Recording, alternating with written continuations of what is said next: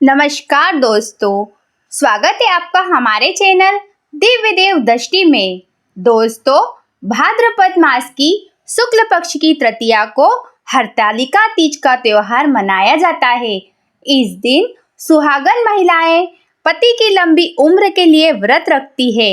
इस साल हरतालिका तीज का त्योहार 6 सितंबर 2024 को मनाया जाएगा। सबसे पहले इस व्रत को माता पार्वती ने भगवान शिव के लिए रखा था। तो सुनते हैं हरतालिका तीज की व्रत कथा। दोस्तों, हरतालिका तीज व्रत कथा के अनुसार शिवजी ने माता पार्वती को इस व्रत के बारे में विस्तार पूर्वक समझाया था। माँ गौरा ने माता पार्वती के रूप में हिमालय राजा के घर जन्म लिया था। बचपन से ही माता पार्वती भगवान शिव को वर के रूप में पाना चाहती थी और उसके लिए उन्होंने 12 सालों तक निराहार रहकर कठोर तप किया। यह सब देखकर उनके पिता बहुत दुखी थे। एक दिन नारद जी ने उनके पिता से आकर कहा कि पार्वती के कठोर तप से प्रसन्न होकर भगवान विष्णु आपकी पुत्री से विवाह करना चाहते हैं। नारद मुनि की बात सुनकर महाराज हिमालय बहुत प्रसन्न हुए।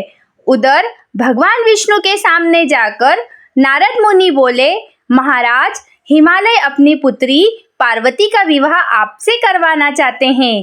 भगवान विष्णु ने भी इसकी अनुमति दे दी। फिर माता पार्वती के पास आकर नारद जी ने इसकी सूचना दी कि आपके पिता ने आपका विवाह भगवान विष्णु से तय कर दिया है।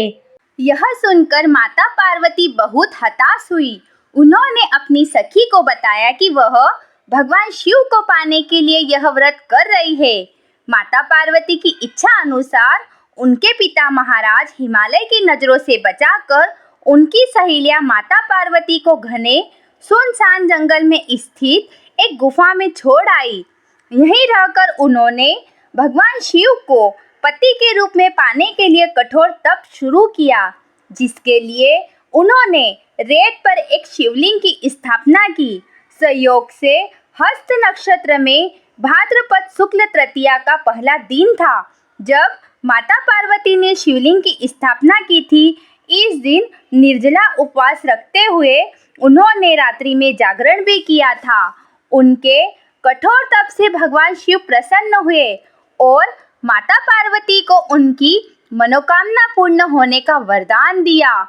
अगले दिन अपनी सखी के साथ माता पार्वती ने व्रत का पारण किया और समस्त पूजा सामग्री को नदी में प्रवाहित कर दिया। उधर माता पार्वती के पिता भगवान विष्णु को अपनी बेटी से विवाह करने का वचन दिए जाने के बाद पुत्री के घर छोड़ देने से व्याकुल थे।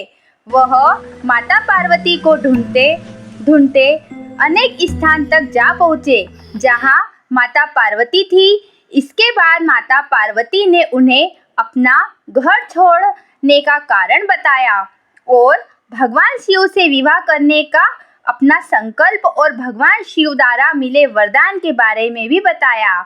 इसके बाद माता पार्वती के पिता हिमालय ने भगवान विष्णु से माफ़ी मांगी और वे भगवान शिव के साथ माता पार्वती के विवाह के लिए राजी हो गए।